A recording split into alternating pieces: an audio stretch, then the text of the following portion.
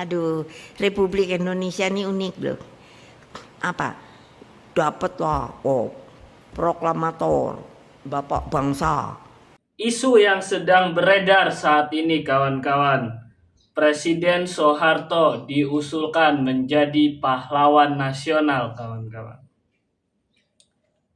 Ibu Megawati tidak setuju dengan usul tersebut kawan-kawan. Apakah Soeharto ini tidak pantas untuk mendapatkan gelar tersebut? Apakah memang jasanya kurang terhadap negara Republik Indonesia? Dan apakah Soeharto ini memiliki rekam jejak yang tidak baik untuk negara ini kawan-kawan? Bu Megawati selaku Ketua Umum Partai PDI menolak keras usulan tersebut kawan-kawan. Beliau mengatakan, ya hati-hatilah kalau memilih pahlawan nasional. Disambung juga dengan kata yang memang kalau saya membesarkan nama Bapak Proklamator Indonesia, ya wajar gitu kan. Dan saya siap bertanggung jawab, ucap Ibu Megawati kawan-kawan. Sekarang gini kawan-kawan, ketika PDIP, sekarang gini kawan-kawan, Partai PDI Perjuangan dikenal dengan slogannya, yaitu slogan wong cilik gitu. Tetapi kenapa pada saat partai ini menjabat 10 tahun ke belakang gitu, partai ini dikenal dengan partai paling korup gitu. Kader-kadernya melakukan korupsi gitu. Ini kan bertentangan gitu dengan slogannya yang memang wong cilik katanya, yang seharusnya membela wong cilik, rakyat Indonesia gitu. Tetapi yang jadi herannya itu kenapa bisa menjadi partai terkorup pada tahun 2022 kawan-kawan. Bagaimana sih tanggapan netizen mengenai Bu Mega yang selalu menyebut dan membesar-besarkan nama Bapak Proklamator Indonesia? Apakah beliau ini sengaja menjual nama Bapak Proklamator itu untuk dirinya supaya tetap eksis? Ataukah bagaimana kawan-kawan? Mari kita simak videonya kawan-kawan. Aduh, Republik Indonesia ini unik loh. Apa? Dapat lah, proklamator, Bapak Bangsa. Terus ini apa? Pahlawan. Lah, tapi kan ya, mbok hati-hati loh kalau mau jadiin pahlawan itu loh. Lah jangan gampang dong. Kalau Pak Bung Karno benar pahlawan, karena saya berani bertanggung jawab. Dia nggak ditahan, dia diisolasi aja. Saya nanya, ini sebetulnya apa? Kalau tahanan mana kertasnya? Supaya saya kalau bisa ngadep kemana-mana. Never, tidak ada. Kami anak-anaknya, dia katakan diam. Makanya baru sekarang saya buka ini. Hah? Terus kalian mau kejadian begitu lagi? Mau? Nah, jangan bohong. Bapak saya dikasih tap. Bayangkan akhirnya MPR membatalkan. Loh, Bung Karno dibegitukan oleh rakyatnya sendiri katanya, tetapi tanpa pengadilan. Itu keadilankah? Jawab.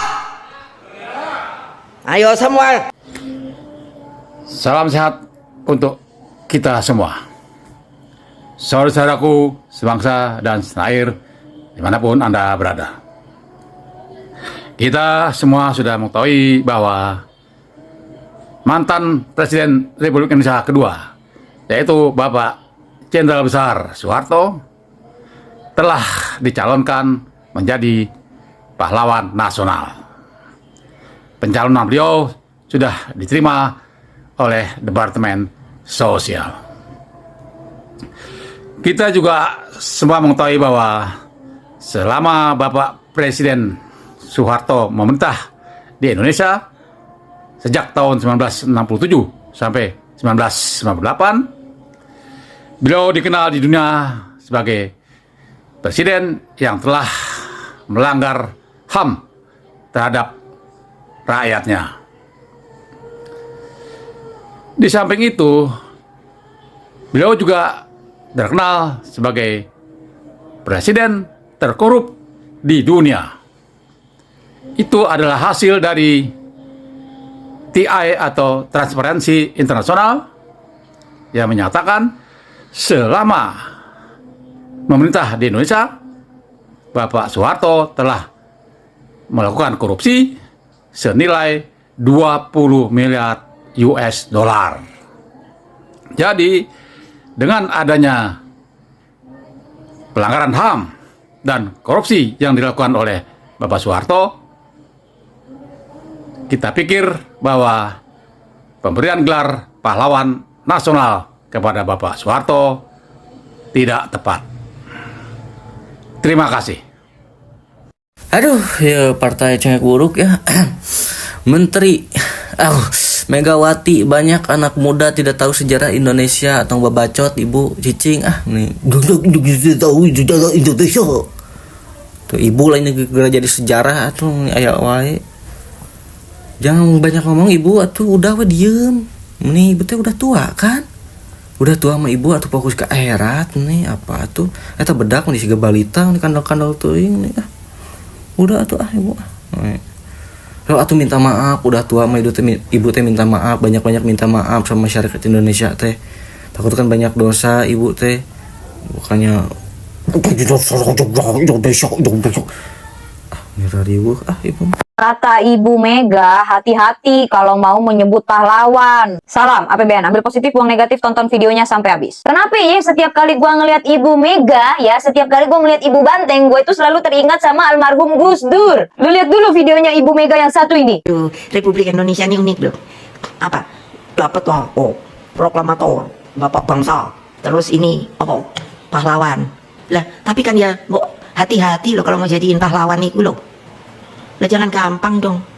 Kalau Pak Bung Karno benar pahlawan, karena saya berani bertanggung jawab. Wes lah wes, angel iki angel pol direbus yo alot, digoreng yo pahit, dikukus yo keras, dipresto yo meledak. Iki aku ngomongin Banteng loh yo. Banteng kan nek direbus ya alot toh. Gua nggak tahu ya gimana rasanya jadi anak presiden, gua nggak tahu gimana rasanya jadi anak pahlawan, gua nggak tahu gimana rasanya jadi anak bapak proklamator, gua nggak tahu gimana rasanya jadi anak bapak yang mendirikan bangsa Indonesia gitu ya. Cuma menurut gua kayaknya iya benar Bung Karno itu pahlawan proklamator. Tapi Ibu tuh jangan lupa Bu, kalau kita tuh masih punya banyak pahlawan-pahlawan lain di belakang bapaknya Ibu Mega itu loh. Ada Jenderal Sudirman ya kan, dan segala macamnya itu banyak banget loh. Jadi maksud saya begini loh Ibu Megawati yang terhormat gitu ya.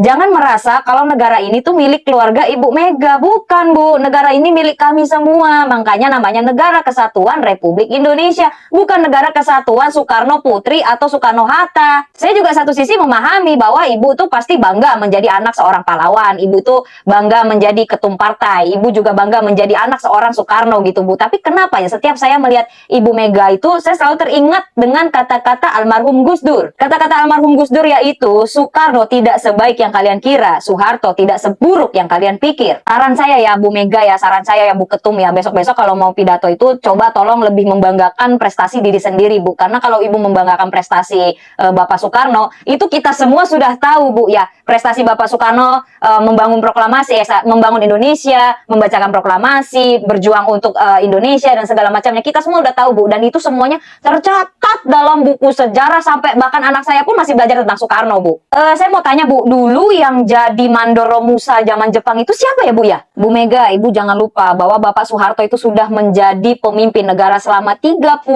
tahun loh Bu. Terus gue sebenarnya serius mau nanya ya, Bu Mega tuh pegang handphone gak ya? Terus Bu Mega tuh main TikTok atau Instagram gak ya? Jangan dikasih, kata gue mah ngeri banget Bu Mega kena stroke kalau bacain komen-komen netizen. Mana komen-komen netizen pahit-pahit banget kan, komen netizen tuh aduh nyelekit-nyelekit banget dah. Jangan dah kata gue dah. Masalahnya nih ya, gue pribadi kalau ada konten Bu Megawati lewat, yang gue liatin bukan Bu Meganya, tapi komen netizennya yang gue liatin. Gue mah kagak fokus sama Bu Meganya, komennya yang gue fokusin. Tapi satu sisi saya juga paham bahwa seorang anak itu akan selalu membanggakan ayahnya gitu ya. Mungkin memang iya Bapak Soekarno itu adalah pahlawan untuk Ibu Mega, tapi untuk saya pribadi dan saya yakin untuk banyak rakyat di Indonesia yang mengetahui tentang sejarah Indonesia ya, pahlawan yang sesungguhnya itu adalah Bapak Soeharto. Bapak Soeharto itu 32 tahun memimpin Indonesia, membangun Indonesia, mempertahankan Republik Indonesia. Saya paham bahwa sebagai seorang anak itu akan selalu membangga-banggakan ayahnya gitu ya. Tapi selalu mengunggulkan Bung Karno, padahal pahlawan yang lainnya itu yang berjuang itu banyak banget. Tapi keluarganya, anak-anaknya pada biasa-biasa aja. Nggak pada cuap-cuap, nggak pada cas-cicus, santai, aman, damai, tentram aja hidupnya. Bapak proklamator yang dibangga-banggakan oleh ibu itu juga karena dipaksa oleh para pemuda. Kalau enggak, kita nggak tahu deh bakal jadinya kayak gimana. Jangan lupa dijawab pertanyaan saya ya. Dulu yang jadi mandor Romusa zaman Jepang itu siapa ya?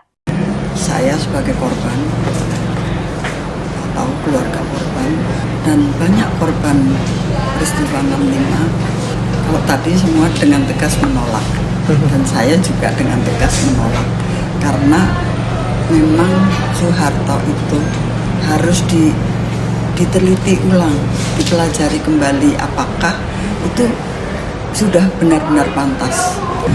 Menurut pemerintah ini adalah sebuah cara atau dalam rangka rekonsiliasi sehingga pemberian gelar pahlawan nasional adalah dasar ataupun syarat rekonsiliasi itu tidak benar menurut kami, dan rekonsiliasi itu tidak akan terwujud tanpa pengungkapan kebenaran. Nah sekarang apa yang sudah diungkapkan oleh pemerintah? Stigma hingga saat ini masih kami alami. Stigma itu tidak akan hilang kalau pemerintah tidak mencabut. Karena yang memberikan stigma itu pemerintah sendiri, negara. Dan itu diikuti oleh rakyat. Nah rakyat Indonesia aja tidak tahu apa yang terjadi pada tahun 65. Dan itu kan harus dibikin tahu bagaimana caranya rakyat itu tahu melalui sejarah. Pelajar dari SD tidak pernah tahu apa yang terjadi tahun 65. Nah itulah yang harus dilakukan jika negara memang sungguh-sungguh mau menyelesaikan persoalan pelanggaran HAM berat terkait peristiwa 65 dan peristiwa lain-lainnya.